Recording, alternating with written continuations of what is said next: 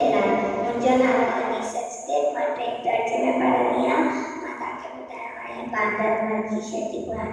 बांदरमल जी शक्ति पुराण चैन हलंदा आहे पाणी, जॾहिं मींहुं करे विसकारा, छटनि छटीअ मां थाने सारा, किरे पुसाए पानी पानी।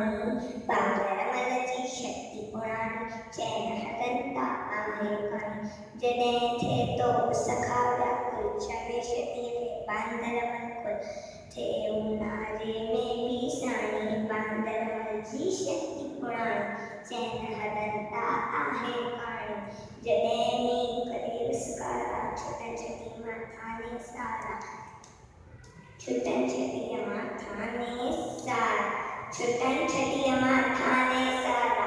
कुले रखी बंदूक बनाए, पुछंदो आहे कोई टपदाए, एके वैसा घर जी राणी।